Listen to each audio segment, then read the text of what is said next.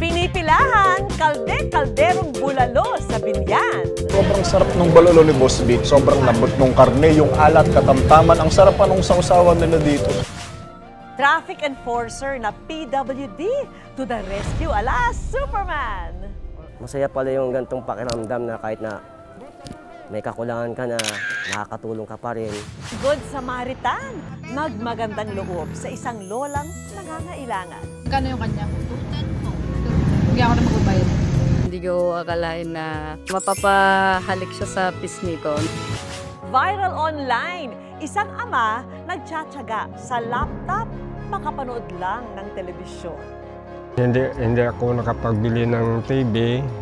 Kulang ang kita ko sa isang semana kong trabaho. At eto na ang mga nakaka-inspire na kwento ngayong Sabado. Magandang gabi, ako po si Vicky Morales.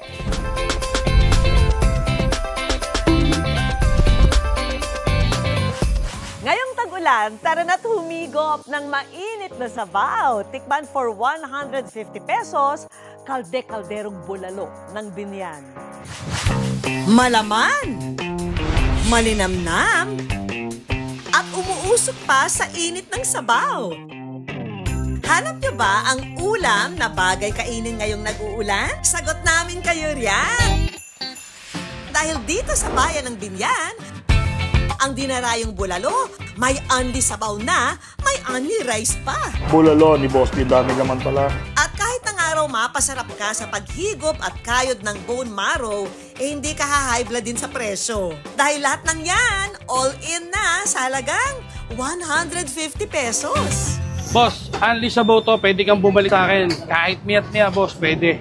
Ang viral sulit bulaluhan na ito, pagmamay-ari ng mag-asawang Eljan at Mavi sa Binyan, Laguna. Bakit hindi ko ipatikim sa iba? Mura na, same lang din naman ang lasa ng mga restaurant. Sabi ko sa kanya, Dad, gusto ko, pagka nagtinda ka, afford ng bawat tao. Sa tuwing may bagyo, handa siyang sumuong sa ngalan ng pagseserbisyo. Narito si Kapuso weather presenter and host, Anjo Pertiera. Miss Vicky, uuwian kita. Huwag ka mag-alala, ako bahala sa'yo. Mga Kapuso, pinintay natin. Let's go! Anjo, nariyan ka na rin lang. Ipagluto mo na nga rin kami. Bakit bulalo? Kasi syempre, kahit maulan or mainit, masarap pumigop ng sabaw. Pagkatapos igisa ang karne, hayaan itong maluto sa kalagyan ng patis. Gaano mo katagal pinapakuluan itong karne ng baka? Pinapakuluan ko yun sa akin kasi hindi ako nagpe-pressure cooker. Slow cook ko siya ng 3 to 4, 6 hours.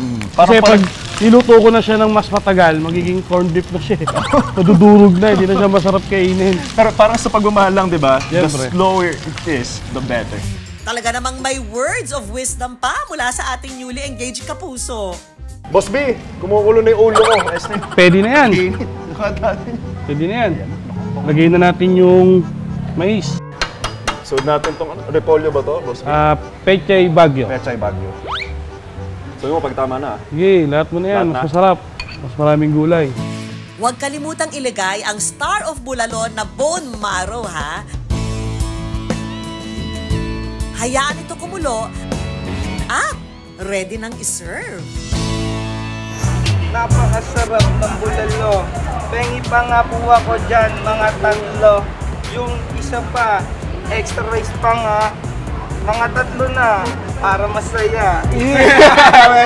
Sorry. Okay lang. Good job, St. Benedict in the house. Yo, let's go. Ini bulalo. At dahil ang paandar ni na Eljan, only sabaw and rice, mapapalaban daw si Anjo riyan. Ilang kanin sa tingin mo makakain mo? 6. 6? Tirahan mo naman ako, wala akong kanin.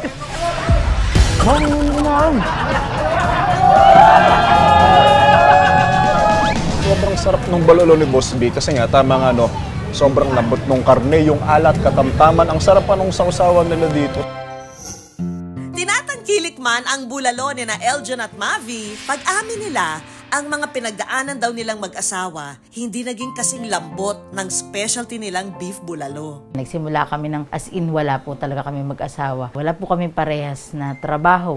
Dala rin ng maagang pag-aasawa, hindi nakatapos ng pag-aaral ang dalawa. naranasan din nilang magbenta sa bangketa. Nagtinda kami ng kung ano-ano, damit, tsinelas, Prutas. itlog, nagkakariton siya sa Kakariton bayan, doon sa sa gilid ng bayan. bangketa. Pero ang mag-asawa, never say die sa pangarap na may ahon ang pamilya sa hirap. Kaya naman nang makaipon, nagsimula sila ng sariling negosyo. Sabi ko sa kanya, Mami, magtinda kaya tayo ng kare-kare at bulalo. Kami po yung magtitinda hanggang gabi. 12, minsan inaabot kami. Pagdating po namin ng 12, pahinga po ng konti, kain ng konti po. Diretso na po kami yan sa pamimili. Hanggang alas 4 po ng madaling araw. Ramdam daw ng mag-asawa ang init ng pagsuporta sa bulalo nila. Nakaluwag-luwag man sa buhay, muli namang sinubok ang pagsasama ng mag-asawa noong 2023 dahil daw sa isang pagkakamali. Nung time na kasi na yun, nandun yung part na naghiwalay kami ni Mrs. Si husband kasi is medyo naliis siya ng landas. Nagkaroon ako ng iba. Pero hindi rin nagtagal ay napatawad ni Mavi si Eljan at sinubukan nila muling ayusin ang kanilang pagsasama. Ang muling bumuhay sa kanilang pag-iibigan nang mabihiyaan sila ng isa pang supling. Naramdaman ko yung pagtapik sa akin ni Lord. Naiiyak siya. Yo, sabi ko, mag-try kaya tayo magsimba every Sunday, every Friday. Hindi po kasi siya totalista. Talaga, totally, ma'am. Umidad ako ng ganito. Hindi siya maka-Diyos. Pinagpatuloy nila ang nasimulang negosyo at agad din nilang nakita ang bunga ng kanilang pagsusumikap. Magsi 6 months na po kami. Tinatangkilik pa rin naman po hanggang sa ngayon. Nang binigay sa amin ng Panginoon ng hanap buhay, talagang straight, dire-diretso po siya. Meron po kaming naipundar na 2 sasakyan na po ngayon. Yung nabili po naming lupa is napundar din po ni Bulalo at ni Kare-Kare. Nang dahil din sa negosyo, si Mavi nakabalik na sa kolehiyo. Habang si Eljan naman nakapagbigay na ng trabaho sa mga tao. At hindi lang yan, para ibalik daw ang lahat ng biyaya, ang mag-asawa may pa-outreach program din kada buwan. Kasi wala pa nga kaming trabaho, wala kaming hanap buhay, hindi ka makakain ng gusto mo. Pero ang laki ng binigay sa yung blessing kasi kumbaga ngayon ito yung nakakain. Mas masarap, mas magandang ambience ng lugar. So ibig sabihin, mas malayo na yung narating niya. Hindi natatapos ang hamon sa ating buhay. Ang mahalaga ay bumalik tayo sa mga taong sa atin ay nagpapatibay. Tulad ni na Eljan at Mavi, balang araw, malalasap din natin ang sarap ng tagumpay. Traffic enforcer na, rescuer pa. Ang PWD na ating ibibida, nagpaka-Superman sa pagtulong sa isang nasiraan. Nang makunan ang viral video na ito sa kalsada, ang lakas daw makaeksena sa pelikula. Boss, saludo! Nang masiraan kasi ang taxi na ito, ang isang traffic enforcer nagpaka-superhero. Ang sasakyan, buong puwersa niyang itinulak gamit ang nag-iisang braso. Namatay yung engine and tinulak niya ng may kalakasan. Pero ang lalo raw nagpahanga sa kanya nang makitang iisa lang ang kamay na gamit ng traffic enforcer. Nung nakita ko yung PWD na nagtutulak, nagbigay inspiration siya para sa akin na hindi hadlang yung kapansanan para hindi ka na makapagtrabaho. Pero sino nga ba ang traffic enforcer na ito na nag-ala Superman sa kalsada? Walang iba kundi si John Michael Alba, 34 years old. Pagbaba ko ng Almar, kala ko sino si Mrs. Umagan, Kuya, tulungan mo naman ako. Hanap ako. Pagtingin ko, nakatilik yung UV. Tinulak kong ganun. Habang marami ang humanga sa kanyang ginawa, aminado si Michael na meron ding kumukutya sa kanya sa kalsada. Di ko daw kaya magtrabaho. Dapat, umuwi lang daw ako sa lugar namin. Pumasok siya sa isang factory bilang machine operator. Nag-ooperate po kami ng yung mga upuan. Yan. Yun po yung mga ginagawa po namin sa pinasok ko pong trabaho. Pero hindi niya inaasahan na ang simpleng trabaho mauwi sa peligro na nauwi sa pagputol sa kanyang kaliwang braso. Nag-spray po ako ng silicone. Yun, nalanghap ko po yun. Tapos masakit sa lalamunan. Tapos napapikit po ako. Split seconds lang po na ipit na po yung kaliwang kamay ko hanggang sa naputol po. Pinoprovide naman po ng pinasukan kong trabaho. Pinapasahod po ako kada Sabado po. Yung napunta po ako ng Philippine Orthopedic, 1 linggo po ata ako nag-stay doon. Tapos lumabas po ako, bumilang na po siya ng 8 buwan. Pero kahit na tapos na po yung 8 buwan na yun, nararamdaman ko pa rin po yung kirot kasi nga po pag malamig. Si Michael, hindi na raw nakabalik sa factory at 8 buwan na natili sa bahay. Nakadagdag pa raw sa kalungkutan ni Michael na hindi niya makasama ang pamilya sa iisang bubong. Dahil hirap sa pagbabayad sa upa, nakitira muna ang mag-anak ni Michael sa kanilang mga magulang, habang si Michael nakitira naman sa kanyang ate.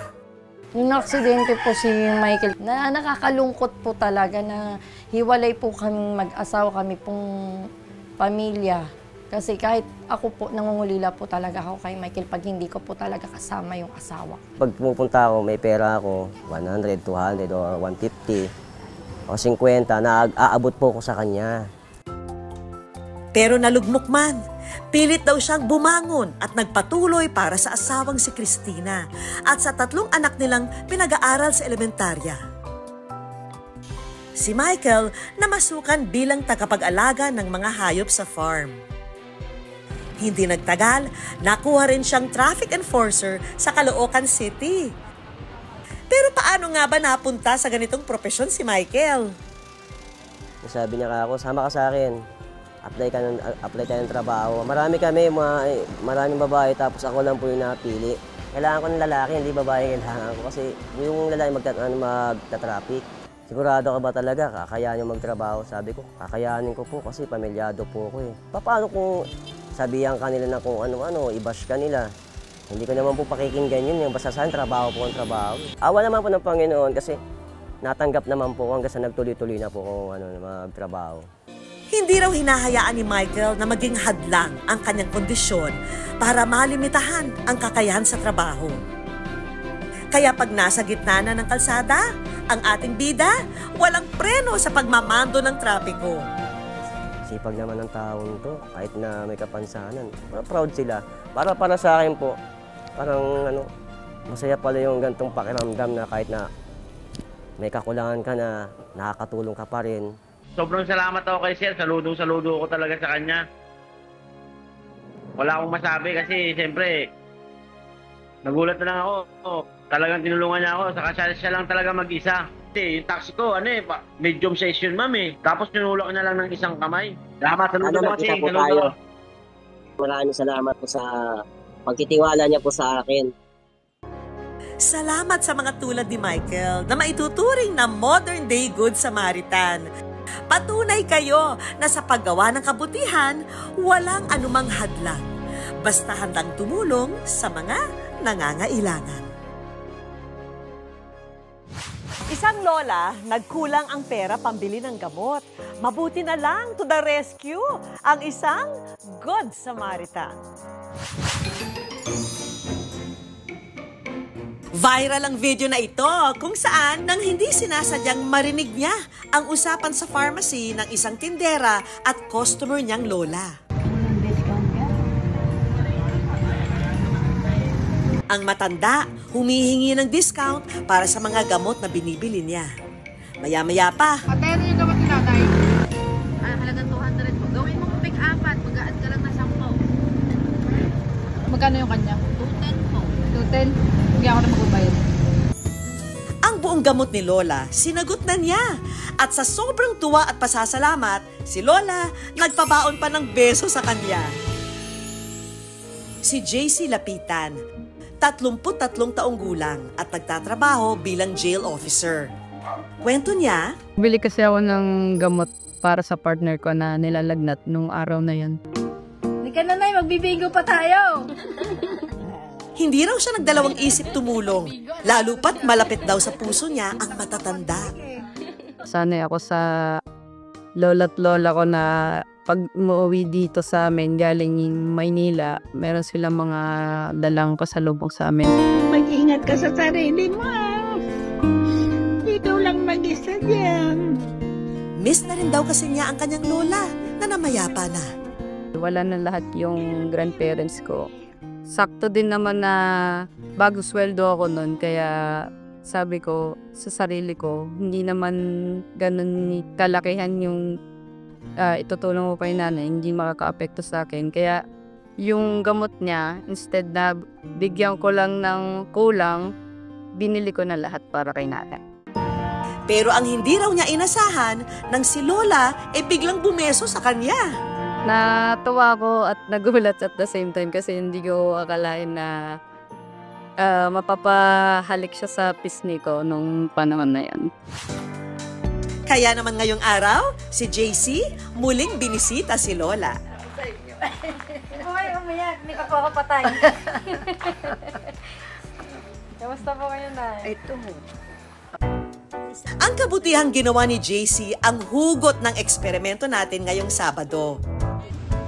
Magkukunwaring bibili ng gamot ang kasabot nating matanda na si Nanay Emma. Pero ang eksena, kunwari kulang ang dala niyang pera. Ano kaya ang magiging reaksyon ng mga target nating tindera at customer? Aktingan na! Sa unang rolyo ng ating kamera, si Nanay Emma umeksena na. Ganito po. Kaso lang pera ko, konti lang ma'am. Babaunin ko sana sa biyahe. Tag-isang banig lang po ma'am. 50. Ay, ano pong milligram po niya? 50 po. Ay, ito po, 5 piso po isa to, ma'am. May 50 po ako kulang. Sige naman kung magkano. Hindi po kaya ng tig sa 10, ma'am. Tigilang peraso lang po. Baunin ko lang sa sa biyahe. Mamuwi akong Bisaya. Wala pa akong pera, ma'am. Babaunin ko lang, ma'am, sa Roro. Maya-maya pa, nagtanong-tanong na ang tindera. Taga Roa City po. Makalipas ang ilang sandali, success! Ang tindera, ibinigay ng libre ang gamot ni Lola. Pagpalain ka ng Panginoon, nak, babaon ko to sa biyahe. Ma'am, salamat, ma'am. Bukod pa sa gamot, binigyan din siya nito ng pagkain. Ay, maraming salamat. Mabait-bait ni ma'am. Baon niya. Salamat. Salamat.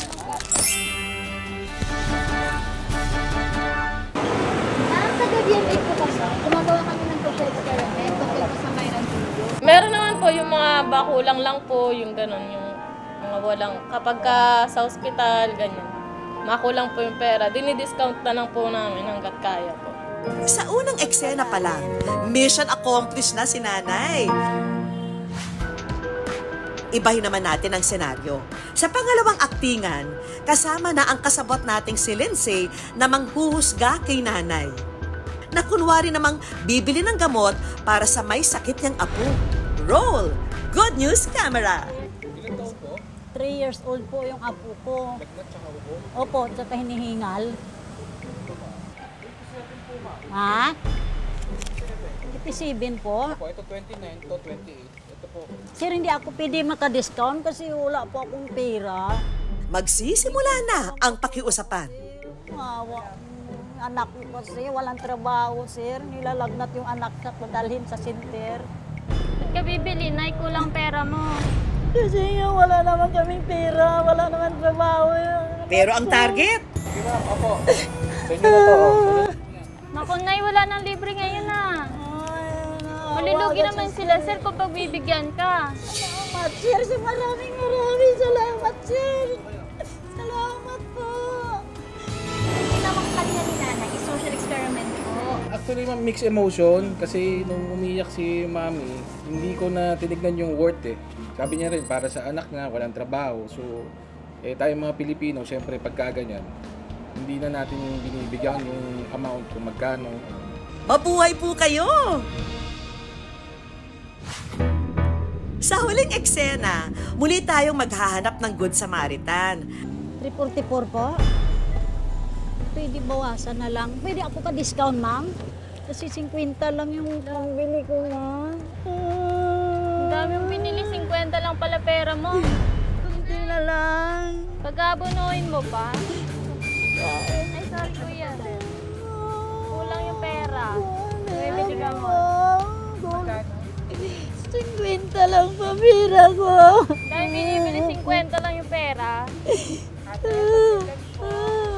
Maya-maya pa. Oo, dami-daming nanloloko. Mamaya modus lang Hindi yun. ba ako nagbumodos kahit puntahan mo yung bahay ko doon. Sige, yaan mo na. Hindi na natin dapat isipin. 409. Oh. Yung 50, balik mo kay nanay. Oh, eto. Bait naman ni sir. Ayan. Okay na. Bigay mo yung gamot, ha? Basta kung meron ka, tulungan mo. Kasi parte sila ng lipunan na kailangan tulungan. Diba? I mean, wala naman yun sa estado na may trabaho ako, wala akong trabaho. Kung meron kang mai-share, i-share mo. Agree ka, Marian Kapuso.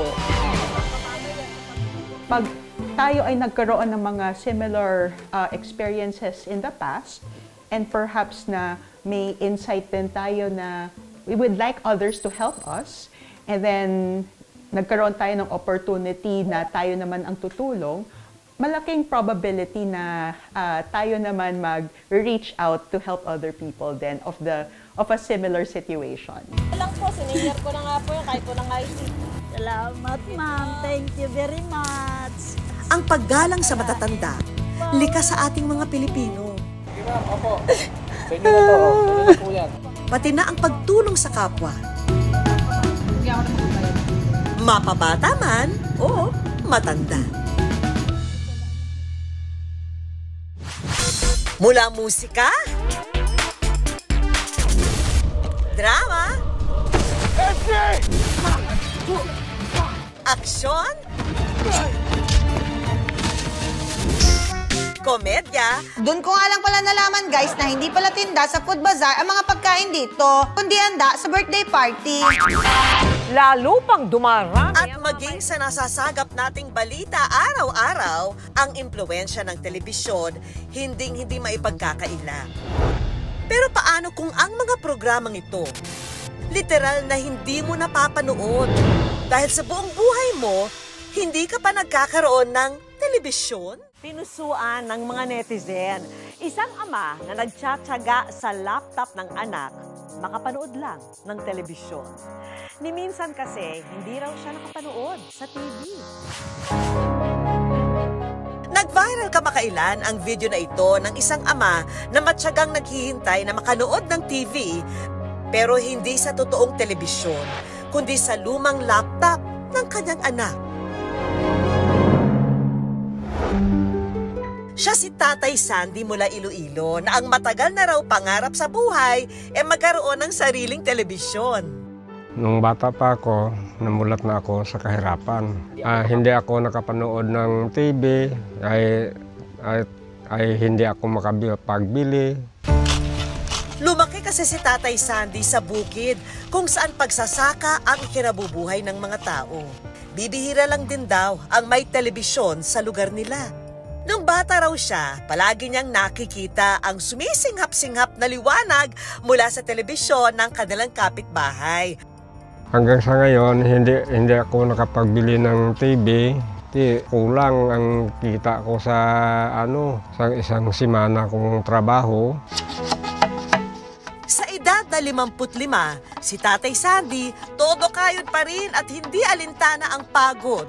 Look at our bamboo furniture. Ang kanyang pinagkakakitaan, paggawa ng mga kama, upuan, lamesa, salaset, at divider na gawa sa kawayan. 3 ang amon na tinitindahan ng mga upuan o salaset o katre. Kailangan mapagbilihan kagid. Sa pagtaguyod ng kanilang pamilya, katuwang niya ang asawang si Nanay Marites na isa namang magsasaka. Araw-araw po, nagtatrabaho ako sa palayan, nagtanim ng palay at saka nagtanim ng mais para makatulong lang sa aking asawa. Pero kahit kayod kalabaw na ang mag-asawa, ang kanilang kita madalas nagkukulang pa. Sabay-sabay kasing nag-aaral ang 3 sa 5 nilang anak. Kapos talaga yung pinaghirapan namin araw-araw. Bili ng bigas, pagkain, yung allowance ng mga anak. Sa hirap ng buhay, paano na nga ba ang inaasam-asam ni Tatay Sandy na telebisyon? May pag-asa pa kayang matupad ang pangarap niyang ito?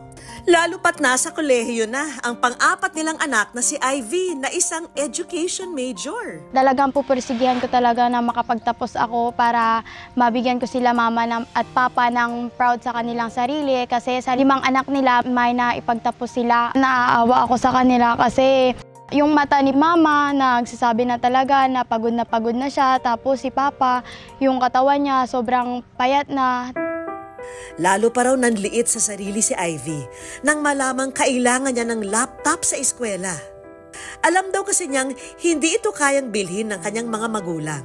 Nag-ubra ako ng isang salaset, tapos mga katre kag supa. Para pag nabinta na, amo na gin-down ko sa tigin utang ko na lang bala. Pag dating po dito ng laptop, maraming pong defect, sira yung speaker, sira yung mic. Pero kahit ganun po, napapasa ko pa rin po yung mga reports ko po, yung mga documents ko po, yung mga summary sheets ko po sa tamang oras po.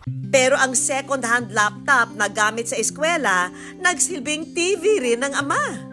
Nakakanood at nakakapaglibang daw kasi si Tatay Sandy gamit ang laptop ng anak. Kasi po may konting tunog po yung laptop, kaya po doon talaga siya pumapwesto malapit sa laptop. Para kay Ivy, masakit isipin kahit simpleng TV, hindi man lang sila makabili. At dito raw niya naisip na i-post ang kanilang kwento sa social media. Talagang natuwa po ako at nagulat din po kasi hindi ko po in-expect na magva-viral po talaga kami dun sa TikTok. Ang di niya alam, ito pala ang magiging tulay sa naghihintay na good news. Dahil isang netizen ang nagmagandang loob para bigyan ng brand new television ang kanilang pamilya.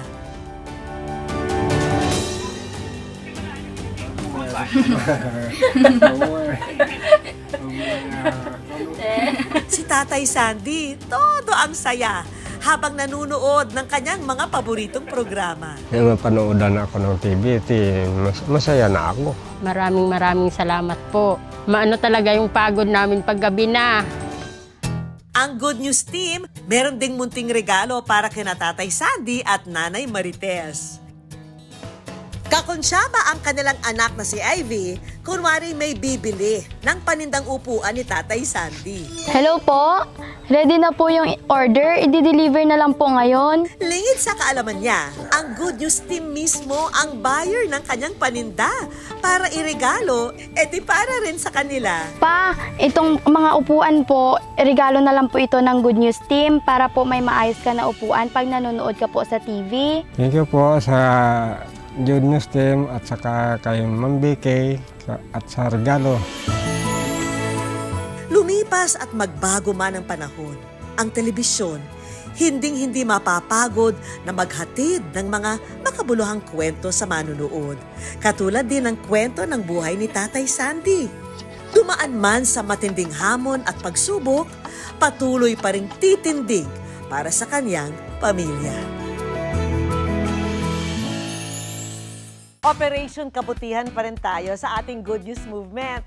Ihanda na ang mga kamera at abangan ang mga mabubuting gawa. Kapag may nangailangan, tulungan. Kapag may nasaksiyang kabutihan, kuhanan.